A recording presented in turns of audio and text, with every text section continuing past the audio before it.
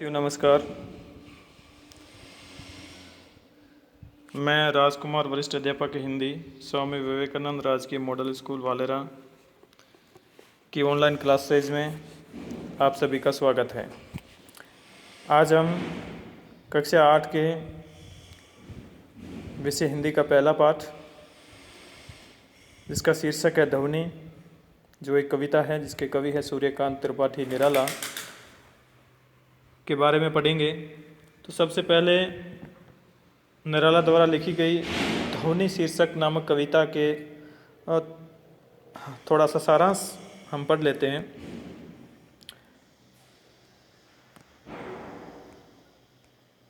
इस कविता का शीर्षक है वो ध्वनि है।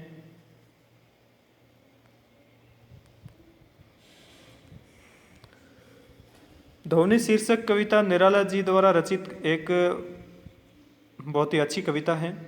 प्रस्तुत इस कविता में कवि के अंतर्मन की आवाज़ को दर्शाया गया है। कवि का ये मानना है कि अभी उसके जीवन का अंत नहीं होगा, अभी उसके जीवन के अंत का समय नहीं आया है, क्योंकि अभी अभी तो उसके वन रूपी जीवन में शिशु के समान वसंत का आगमन हुआ है। जिस प्रकार प्रकृति में वसंत के आते ही परिवर्तन आ जाता है, चारों तरफ एक मंद मंद खुशबू, एक मनोहर वातावरण हो जाता है, ठीक उसी प्रकार हमारे जीवन में परिवर्तन आया है। यानी कि कवि कह रहा है कि मेरे जीवन में ठीक उसी प्रकार परिवर्तन आया है जिस प्रकार प्रकृति के अंदर वसंत के आने पर परिवर्तन आता है। परिणाम स्वरूप मैं भी जीवन में नवीन कार्यों की ओर अग्रसर होना चाहता हूँ। मेरी इच्छा है कि मैं जीवन में और ज़्यादा नए से नए कार्य करूँ। जीवन में समाई निराशाएं, जीवन की बाधाएं, उसके मेरे अंदर के आलस्य को मैं दूर भगाना चाहता हूँ, मेरे जीवन से निकालना चाहता हूँ, और वह अपने अंत में पूर्व अपने जीवन की आभा, अपने अंत यानी कि अपने के जीवन का की लीला समाप्त हो उससे पहले, उससे पूर्व अपने जीवन की आभा, चमक और उसकी सुषमा कर्तव्य भावना को यशस्वी बनाकर वसंत की सुषमा के समान चारों ओर बिखेरना चाहता है। जिस प्रकार वसंत ऋतु आते ही चारों तरफ किस तरह से मंद मंद उसके महक जो है फैल जाती है, तो कवि चाहता है कि मैं भी अपने जीवन में अच्छे कार्यों के द्वारा, अपने कर्तव्य निष्ठा की भावना के द्वारा ठीक उसी प्रकार मैं भी अपनी सुषमा सुगंध जो है चारों ओर बिखेरूं। ये इस कविता का सारांश था। अब हम मूल कविता की ओर चलते हैं। तो कवि जो है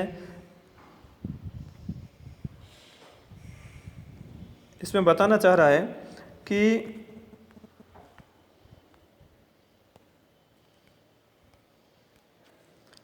अभी ने होगा मेरा अंत, अभी अभी तो आया है। अभी ने होगा मेरा अंत, अभी अभी ही तो आया है, मेरे वन में मृदुल वसंत। यानी कि अभी मेरा अंत नहीं होगा, अभी अभी ही तो आया है मेरे जीवन में मृदुल वसंत, अभी न होगा मेरा अंत। आगे फिर कहते हैं, हरे हरे ये पात, डालियां कलियां कोमल गात, मैं ही अपना सौपन मृदुल कर, मैं ही अपना सौपन मृदुल कर, फेरूंगा निंद्रित कलियों पर, जगह एक प्रत्युष मनोहर, पुष्प पुष्प से तंद्रालस लालसा खींच लूंगा मैं, अपने नव जीवन का अमृत सहर्ष सींच दूंगा मैं। द्वार दिखा दूंगा फिर उनको, द्वार दिखा दूंगा फिर उनको, हे मेरे वे जहां अनंत, अभी न होगा मेरा अंत। ये मूल कविता है जो सूर्यकांत त्रिपाठी निराला द्वारा लिखी गई है। तो इसके सबसे पहले मैं इनके कठिन शब्दों की ओर जाऊंगा। जो आप कठिन शब्द मैं आपको बता देता हूं, आप इसमें अपनी पाठ्य पुस्तक में लिखोगे। अभी न होगा मेरा अंत, अभी यानी अभी तक या वर्तमान में, मेरा अंत जीवन की समाप्ति, यही लीला की समाप्ति, इसका अर्थ होगा यहाँ। अभी अभी ही तो आया है, अभी अभी यानी तुरंत ही आया है, मेरे वन में मृदुल वसंत। यह वन जीवन रूपी जंगल, वन का मतलब जंगल होता है, लेकिन इस कविता के अंदर इसका अर्थ है जीवन रूपी जंगल। तो वन से तात्पर्य है जीवन रूपी जंगल। मृदुल, कोमल, वसंत। वसंत हमारे 12 महीनों में 6 ऋतुएं मानी जाती है। तो उन 6 ऋतुओं में से एक विशेष ऋतु का नाम है, एक ऋतु का ही नाम है जो एक विशेष होती है। उस समय चारों तरफ वातावरण में एक अलग तरह की महक हो जाती है, मनोहर वातावरण होता है। तो उस ऋतु का नाम है वसंत। अभिनय होगा मेरा अंत, हरे हरे ये पात। हरे हरे का मतलब हरे भरे, पात यानी पत्ते, डालियाँ कलियाँ कोमल गात। डालियाँ समझते हो, कलियाँ भी समझते हो। कोमल, कोमल यानी मुलायम, सरस, गात का मतलब होता है शरीर। ये ही अपना, मैं ही अपना सोपन मृदुल कर, फेरूंगा निंद्रित कलियों पर, जगह एक प्रत्युष मनोहर। निंद्रित का मतलब नींद में डूबी हुई, प्रत्युष यानी प्रातःकाल, मनोहर यानी सुंदर।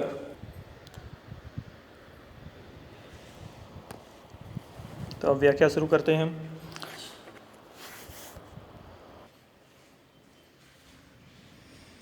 अभिनय होगा मेरा अंत, अभी अभी ही तो आया है मेरे वन में मृदुल वसंत। अभिनय होगा मेरा अंत। ये पद्यांश श्री सूर्यकांत त्रिपाठी निराला द्वारा रचित ध्वनि शीर्षक कविता से लिया गया है। कवि यहाँ बताना चाहता है कि वह कलियों व फूलों के खिलाने के माध्यम से अपने जीवन के प्रति आस्था और दृढ़ विश्वास व्यक्त करना चाहता है। कवि का ऐसा मानना है कि अभी उसके जीवन का अंत नहीं होगा, अभी न होगा मेरा अंत। कवि कह रहे हैं कि अभी मेरा अंत नहीं होगा, अभी मेरा अंत समय नहीं आया है, अभी अभी ही तो आया है।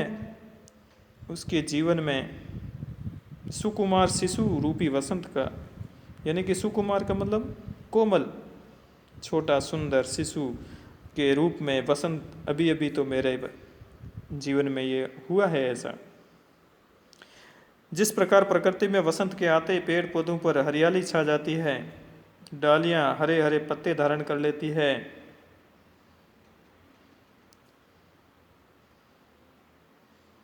और उन पर कलियां खिल जाती है, चारों ओर प्रकृति में कोमलता और सुंदरता छा जाती है। हरे हरे ये पात, चारों तरफ वसंत ऋतु आते ही पेड़ पौधों पर हरियाली छा जाती है, हरे हरे पत्ते, नए नए पत्ते आ जाते हैं, डालियां हरी भरी हो जाती है, चारों तरफ कलियां खिलने लगती है, और कोमल गात, पूरी प्रकृति का जो शरीर है वो बिल्कुल ही कोमल हो जाता है। जिस प्रकार एक शिशु का सुकुमार शरीर होता है, ठीक उसी प्रकार पूरी प्रकृति भी एक शिशु रूपी बन जाती है, सुकुमार शिशु के रूप धारण कर लेती है। तो कवि कह रहा है कि मेरे जीवन में अभी अभी वसंत आया है, यानी कि मेरे जीवन का शिशु काल चल रहा है। जैसे प्रकृति वसंत आते ही एक शिशु के रूप में शिशु रूपी बन जाती है, तो ठीक उसी प्रकार मेरा जीवन तो अभी शुरुआत है, शुरू है, अभी मेरा अंत नहीं होगा। मैं ही अपना सोपन मृदुल कर, फेरूंगा निंद्रित कलियों पर, जगह एक प्रत्युष मनोहर। अर्थात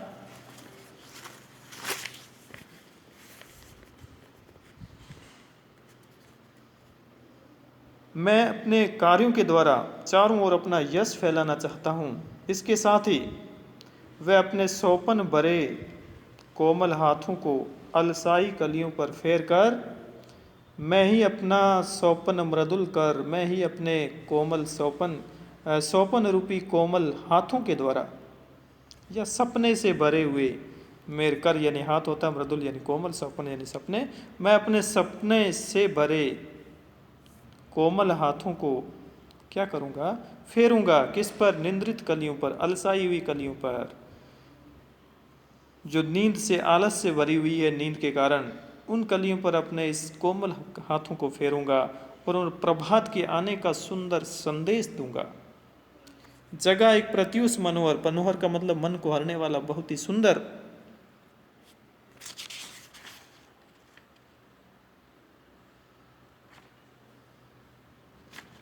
प्रत्युष यानी प्रातःकाल, सुबह, और मैं संदेश दूंगा कि प्रभात हो चुकी है, उषा काल है, प्रभात प्रातःकाल हो चुका है। इस तरह का मैं संदेश किसके माध्यम से दूंगा?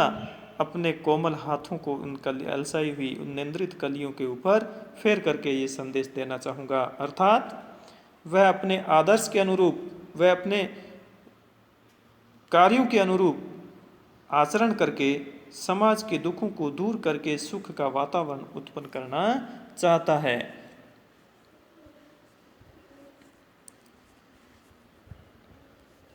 आगे पढ़ते हैं। पुष्प पुष्प से तंद्रालस लालसा खींच लूंगा मैं। आगे कवि कहना चाह रहा है कि पुष्प पुष्प से, फूल फूल से, प्रत्येक फूल से जो रात के कारण अलसाया हुआ है, जिससे अभी आलस से दूर नहीं हुई है, जिस प्रकार सुबह जब प्रातःकाल हो जाता है और हम नींद से अर्ध निंद्रा की अवस्था में होते हैं, पूरी तरह से नहीं तो जागते हैं, नहीं हमें नींद होती है, आलस सी छाई हुई होती है, तो ये फूल अभी आलस से भरे हुए हैं, तो इन फूलों की उन्नीदी आंखों से आलस्य हटाकर उन्हें आलस्य रहित और जागरूक बनाना चाहूँगा। पुष्प पुष्प से तंद्रालस लालसा खींच लूँगा मैं। प्रत्येक फूल से, या फूल का मतलब किशोर से, बाल्यकाल से किशोर अवस्था में जो बालक होता है, किशोर होता है, वहाँ फूल का अर्थ लिया गया है। जो फूल फूल से तंद्रालस, प्रत्येक किशोर के जीवन से जो आलस्य है उसको मैं खींच लूँगा। तंद्रालस का मतलब होता है नींद, अर्ध निंद्रित अवस्था या नींद से बोझिल अवस्था। इस तरह की जो आलस्य है उनके जीवन में, वो उसको मैं बाहर खींच लूँगा। अपने इस कोमल हाथों के द्वारा किशोर रूपी फूलों की उन्नीदी आँखों से मैं आलस्य को खींच लूँगा। फिर क्या करूँगा? अपने नवजीवन का अमृत सहर्ष सींच दूँगा मैं। और उसके बाद मैं अपने जीवन में नव प्राणों का संचार करके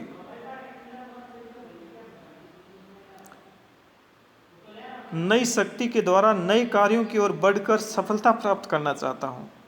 अपने नव जीवन का अमृत जो है वो सहर्ष में उस फूल में अंदर, उस किशोर अवस्था में, अपने इस किशोर जीवन में मैं सींच दूंगा और उसको हरा भरा कर दूंगा। नए उत्साह का सर्जन करूंगा, उसके अंदर एक उत्साह भरूंगा। उस आलस्य को त्याग करके उत्साह, आलस्य की जगह उत्साह को लेके जाऊंगा और उस उत्साह से एक नई शक्ति पैदा होगी और उस नई शक्ति से नए कार्य उत्पन्न होंगे और नई कार्य से मैं इस जीवन को सफल बनाना चाहता हूँ या सफलता प्राप्त करना चाहता हूँ। द्वार दिखा दूंगा फिर उनको, द्वार दिखा दूंगा फिर उनको, हे मेरे वे यहाँ अनंत, अभी न होगा मेरा अंत। अनंत का मतलब होता है अंतिम, द्वार का मतलब दरवाजा।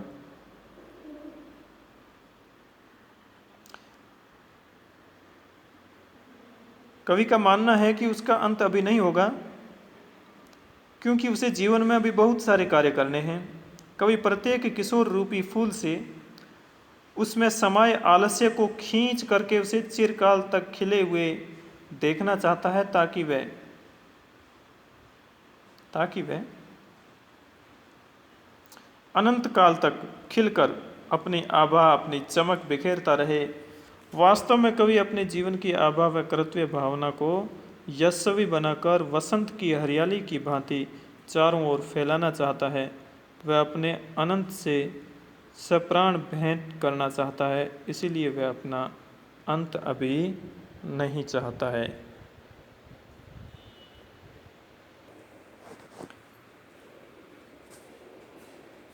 तो ये व्याख्या थी। एक बार पुनः हम इसको वापस कर लेते हैं। जल्दी जल्दी व्याख्या एक बार से सारांश के रूप में पढ़ लेते हैं। अभी न होगा मेरा अंत। कवि कहना चाह रहा है कि अभी मेरा अंत जो है नहीं होगा, अभी अभी ही तो आया है, यानी कि अभी अभी ही तो मेरे जीवन के अंदर, मेरे वन रूपी जीवन में मृदुल वसंत आया है, इसीलिए मैं अभी शेषवावस्था हूँ, मेरा अंत अभी नहीं होगा, अभी नहीं होगा अंत।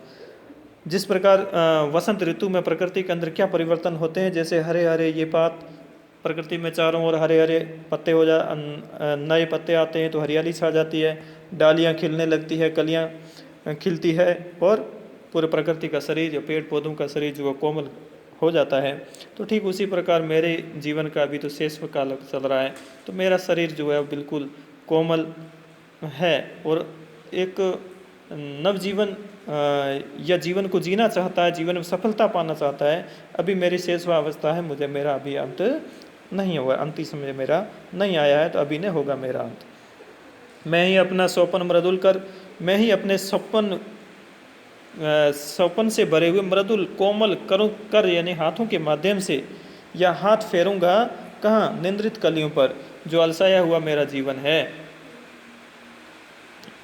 उस अलसाए हुए जीवन के अंदर मैं एक नई किरण लेके आऊँगा, एक बताऊँगा कि तुम्हें जीवन के अंदर अभी बहुत कुछ करना है। फेरूंगा निंद्रित कलियों पर जगह एक प्रत्युष मनोहर, और मैं एक मनोहर, एक मनमोहक, एक बहुत ही सुंदर प्रातःकाल का संदेश लेकर के आऊँगा और प्रत्येक फूल को, उन कलियों को जो नींद से अलसाई हुई है, उनको उसके ऊपर हाथ फेर करके जगाऊँगा कि एक बहुत ही सुखद प्रातःकाल, सुखद जीवन जो है वो आपके सामने है। इसके लिए मैं उनको तैयार करूँगा। और आगे कवि ये बताना चाह रहा है, पुष्प पुष्प पे तंद्रा लालसा खींच लूँगा मैं, प्रत्येक फूल, यह फूल कलियाँ शेषवावस्था का ले रहे थे, शेषवावस्था से शिशु से मतलब हो गया कलियों का, और यहाँ पुष्प का तात्पर्य है किशोर से। तो किशोरावस्था में या प्रत्येक किशोर से या अपने किशोर रूपी जीवन से मैं तंद्रा लालसा को खींच लूँगा। मैं अपने कृत्य के माध्यम से, मैं अपनी ऊर्जा के माध्यम से जो है वो अपनी प्रत्येक किशोर से, प्रत्येक फूल से इस तरह की ये ये जो आलस्य है, इस लालसा को मैं खींच लूँगा और अपने नवजीवन का अमृत शहर से खींच दूँगा। और अपने जीवन के अंदर एक अमृत, जीवन का जो अमृत है उसको शहर से हर्ष के साथ, खुशी के साथ उसमें सींच दूंगा। अपने संपूर्ण कार्यों के माध्यम से मैं एक इसी नई ऊर्जा का संचार करूंगा, एक नई ऊर्जा लेकर के आऊंगा, जिसमें मैं जीवन के अंदर मैं सफल हो सकूं या सफलता प्राप्त कर सकूं।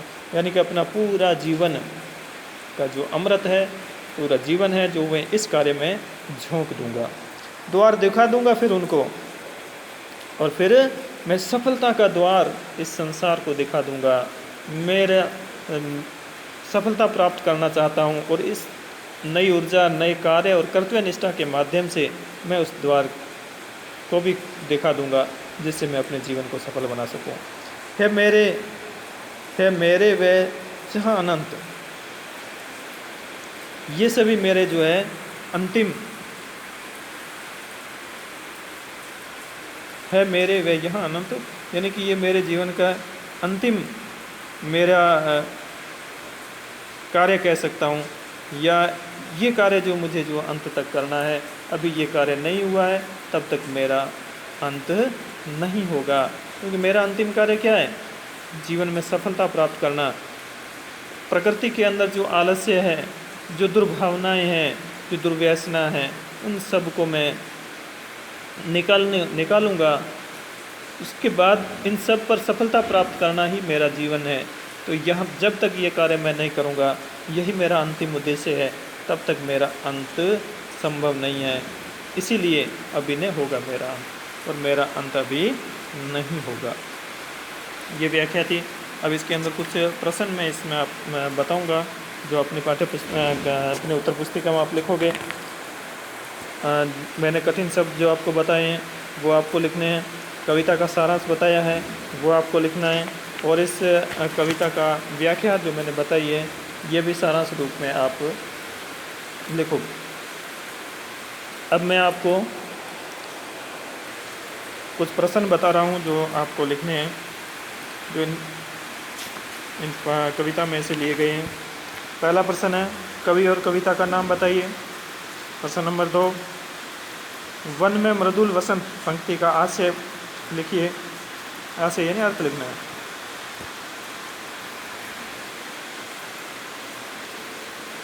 कवि किसको चिरकाल तक खिले हुए देखना चाहता है? चौथा प्रश्न, कवि पुष्पों को किससे सींचकर हरा भरा करना चाहता है? तंद्रालस शब्द का अर्थ लिखिए। और अंतिम प्रश्न मैं आपको बताता हूँ,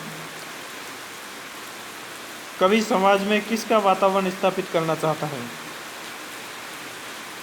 कवि समाज में किसका वातावरण या कैसा वातावरण स्थापित करना चाहता है? ये कुछ प्रश्न हैं जो इस व्याख्या के अंदर, इस वीडियो में आपको जो व्याख्या की है मेरे उसमें मिल जाएंगे। तो उसके अंदर आपको दोबारा सुनते हुए इन प्रश्नों का उत्तर ढूंढ करके आपको लिखना है। अगले वीडियो में हम इस पहले पाठ के जो पाठ्य पुस्तक के अंदर प्रश्न दिए गए हैं उनके ऊपर चर्चा करेंगे, और प्रश्नों के संभावित उत्तर और सटीक उत्तरों के बारे में और उत्तर किस प्रकार से हमें लिखने हैं इसके ऊपर चर्चा करेंगे। तब तक आप इस वीडियो को देखेंगे, सुनेंगे और पूरी तरह से अपने इस पाठ को याद कर लेंगे। तब तक के लिए धन्यवाद। शुभ दिन।